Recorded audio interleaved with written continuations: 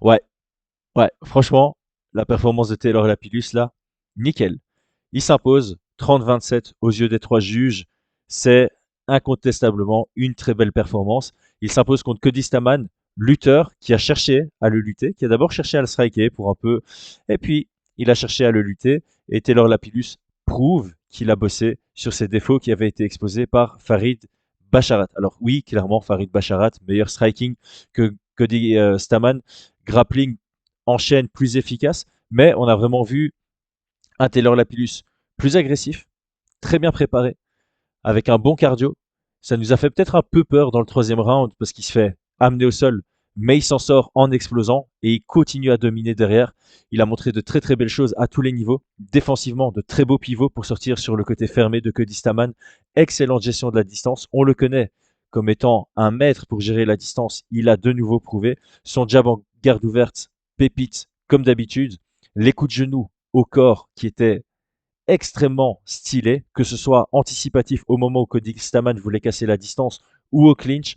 À partir du clinch, les coudes qui sortaient, c'était très beau. Il a sorti son anglaise en combinant, je crois que c'est à la fin du deuxième round, il nous sort une combinaison en contre qui finit sur un low kick magnifique. Il a bien utilisé sa jambe arrière aussi, quelques middle qui sont bien passés.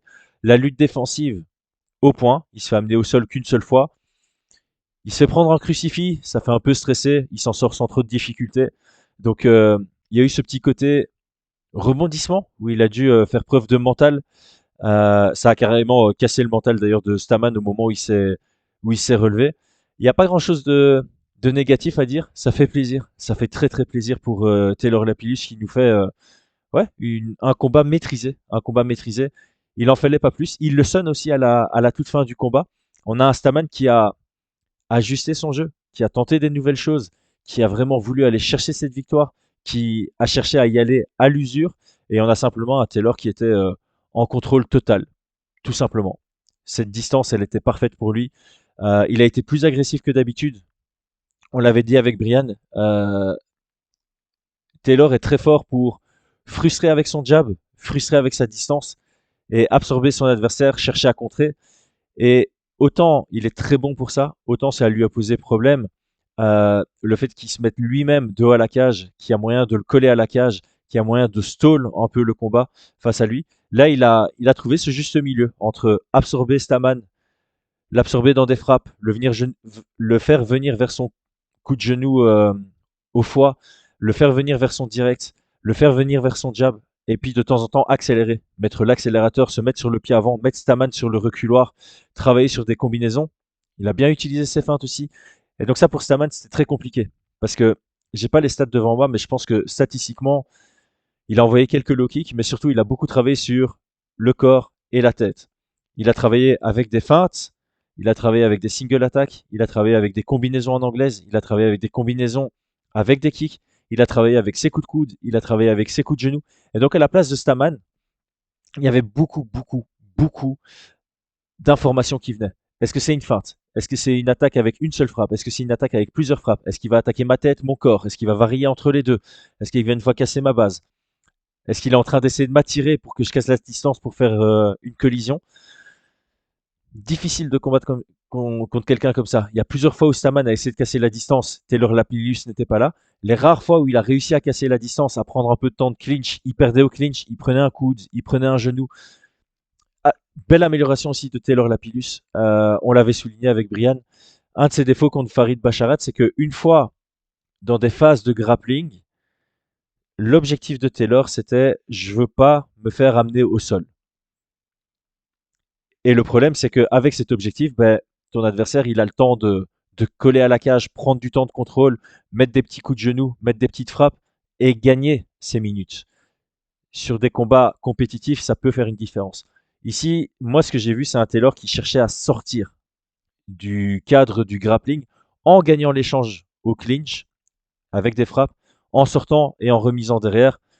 Les déplacements étaient bons. Il avait un bon positionnement dans la cage. Donc franchement, en maîtrise, j'ai pas grand chose d'autre à dire. Ça fait plaisir parce que il y avait un peu ce stress que ce combat, le perdant pouvait sauter de l'UFC. Ici, clairement, avec une victoire et une performance pareille, Taylor Lapillus reste dans la course. Il reste, on va dire, dans le ventre mou. Il va pas rentrer dans le top 15. Cette division, c'est vraiment une division d'acharnés. C'est vraiment une division d'acharnés. Mais il peut aller chercher un combat qui va le rapprocher drastiquement du top 15 pour son prochain combat. Je pense qu'il sort sans bobo. Ça a été un combat sur 15 minutes, assez engagé quand même. Mais je pense qu'il sort sans bobo et qu'on pourrait le voir à l'UFC Paris. Ce serait très intéressant. Donc moi, je vous invite justement à mettre en commentaire l'adversaire que vous voudriez pour Taylor Lapillus s'il est confirmé à l'UFC Paris. Je pense que ça ferait un beau combat de carte préliminaire de nouveau. Mais ouais, je suis très content. Personnellement, je suis très content parce que on voit une amélioration, on voit qu'il continue à progresser, on voit qu'il est venu bien préparé. Et il y avait pas mal de gens qui l'avaient critiqué avant le combat ici, qui pensaient pas qu'il allait l'emporter. Moi aussi, j'avais pronostiqué la victoire, mais c'était un 60-40 sur papier. J'avais dit que si je devais pencher d'un côté ou de l'autre, j'aurais penché plutôt vers le 55-45 que vers le 65-35. C'est l'autre côté qui était le bon. Euh, on a un Kadistaman qui n'a pas réussi à l'avoir à l'usure, qui n'a pas réussi à le fatiguer. Ça aussi, c'est un truc, pour moi, c'est un gros élément, ça. Ça, c'est aussi un gros élément dans ce combat, c'est que dans les échanges en grappling, en lutte, c'est le lutteur qui a plus fatigué que le striker. Et donc ça, c'est un très très bon indicateur pour la suite de la carrière de Taylor Lapillus, qui envoie un lourd message, je pense, à la division. Il y a juste un truc. J'ai pas trouvé ça cool d'ailleurs de l'UFC. L'UFC, pendant les combats, de temps en temps, ils mettent une statistique intéressante en bas à droite.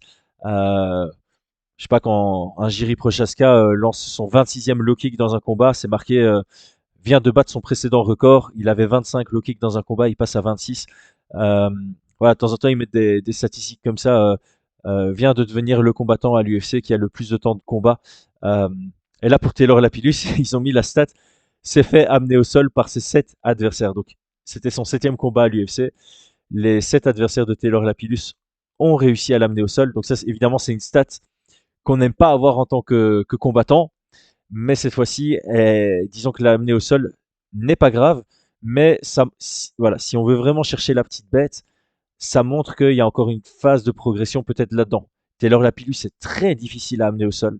Même Farid Basharat a eu du mal à l'amener au sol. Par contre, à l'usure, ça fonctionne. À l'usure, ça fonctionne.